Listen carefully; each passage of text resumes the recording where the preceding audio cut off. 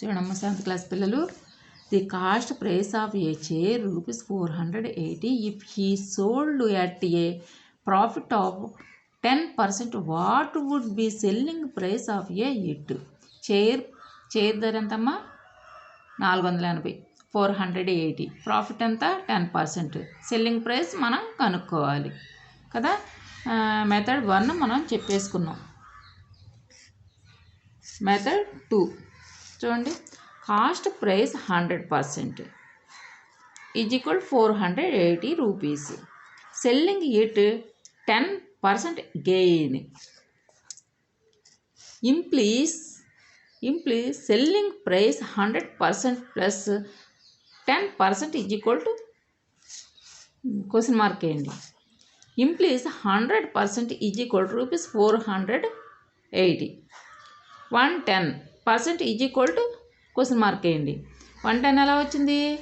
110 ఏషన్ చేస్తే 110, 110 ఎడిషన్ చేస్తే ఎంత వచ్చింది? 110 వచ్చింది. Selling price is equal to 110/100 into 480. వీటిని మనం కొట్టేసుకోవాలి. చూడండి ఇక్కడ ఇది మనం ఇక్కడ వేసి కొట్టేసాం. చూడండి 110/100 ఇంటూ 480. ఇక్కడ 0 0 కొట్టేయండి, ఇక్కడ 0 0 కొట్టేయండి.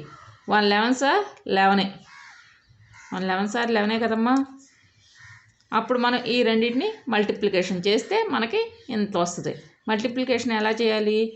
48 11, 1 8 sir 8, 1 4 sir 4, 1 8 sir 8, 1 4 sir 4, 8, 8 × 4 12, 2 1, 4 1 5, 528.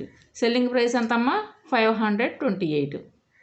Therefore selling price 528. మనం ఎంతకు అమ్మాము? 528కి అమ్మాము. ఎంత లాభం వచ్చింది?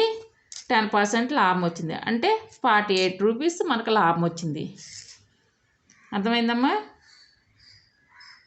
7th class పిల్లలు సబ్స్క్రైబ్ చేస్తే లైన్లో వస్తాయి. సబ్స్క్రైబ్ చేయండి. మ్యాథ్స్